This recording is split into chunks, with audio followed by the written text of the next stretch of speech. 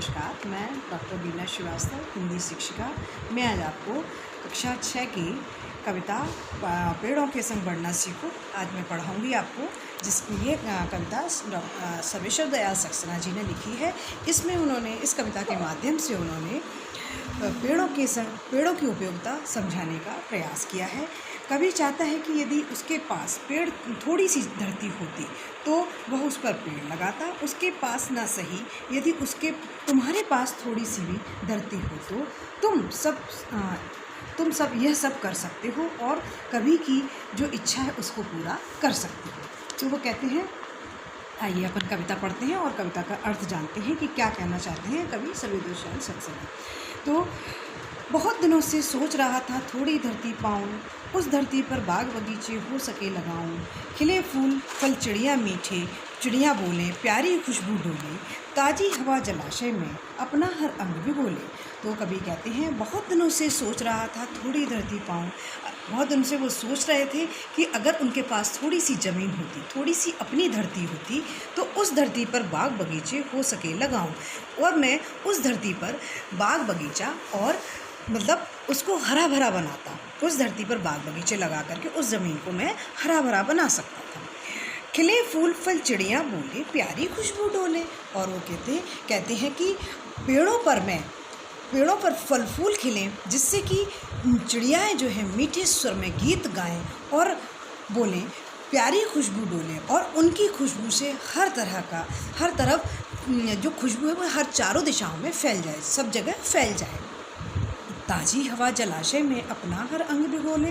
और वो कहते हैं कि आसपास जो जलाशय हो उससे ठंडी हवा आए होकर के गुजरे और वो ठंडी हवा मन को कैसा सुकून पहुंचाए, मन को अच्छा शांति पहुंचाए। इस प्रकार से वो कहते हैं, आगे बोलते हैं, हो सकता है पास तुम्हारे अपनी कुछ धरती फल फूल लदे अपने उपवन हो, अपनी परती हो सकता है छोटी सी क्यारी हो महक रही हो, छोटी सी खेती हो जो फसलों में से दहक रही हो। और वो कहते हैं ये तो उन्होंने अपना बताया कि अगर मेरे पास ये ज़मीन होती तो मैं ऐसा कर सकता था और ऐसा करता।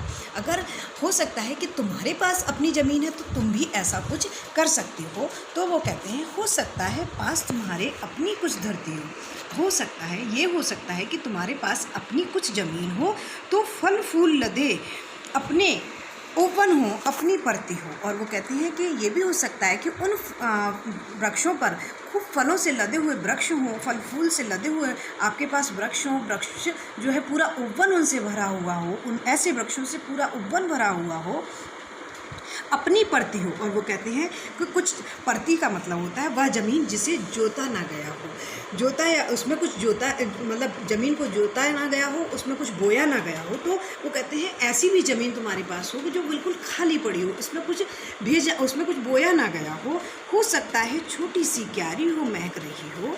और वो कहते हैं कि उस उपवन और कुछ ऐसा भी हो सकता है कि छोटी छोटी आपने क्यारियाँ बनाई हों, उसमें कुछ बीज बोए हों और वो उनमें छोटे छोटे पौधे उगाए हों तो वो सुंदर से छोटे छोटे पौधे सुंदर दिखाई दे रहे हों, छोटी सी खेती हो जो फसलों से दहक रही हो। और साथ में आपके पास ऐसी ज़मीन हो जिसमें कि आपने अपनी फसल उगाई हो तो वो भी फसलों से मतलब ऐसी ज़मीन हो जो कि फसलों से दहक रही हो, पूरी फसल से भरी हुई आपके पास अपनी कुछ ज़मीन हो सकता है कहीं शांत चौपाए घूम रही हो सकता है कहीं सहन में पक्षी झूम रहे हो। और वो कहते हैं कि हो सकता है कहीं शांत चौपाए घूम रहे हो और ऐसा भी हो सकता है कि आपकी उस ज़मीन पर शांतिपूर्वक चौपाए यानी कि जानवर उसमें टहल रहे हो, घूम रहे हो सकता है कहीं सहन में पक्षी झूम रहे हो। और वो कहते हैं कि ये भी हो सकता है कि आपके घर आंगन में पक्षी जो है वो झूम रहे हो, गा रहे हो, मस्त तरीके से रह रहे हो।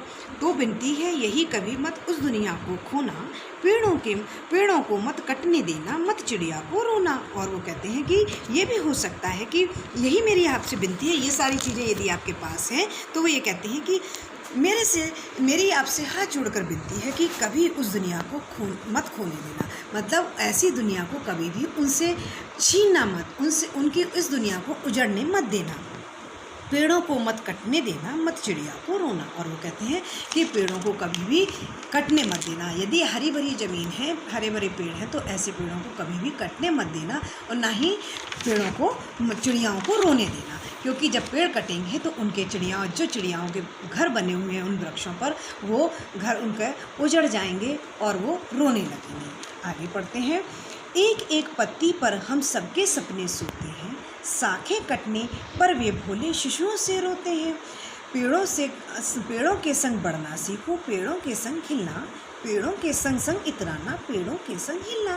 वो कहते हैं एक एक पत्ती पर हम सबके सपने सोते हैं। मतलब एक एक पत्ती, यानी कि जो वृक्ष की एक एक पत्ती होती है, उन पत्तियों पर चाहे पक्षी हो, चाहे जानवर हो, चाहे कोई भी, हम इंसानों के भी सपने सोते हैं। यानी कि उन पत्तियों से हमें बहुत सारी, उन वृक्षों से हमें बहुत सारी उम्मीदें होती हैं। उन वृक्षों पर रह रहे पक्षियों की भी बहुत सारी उन पत्तों से उम्मीदें होती हैं।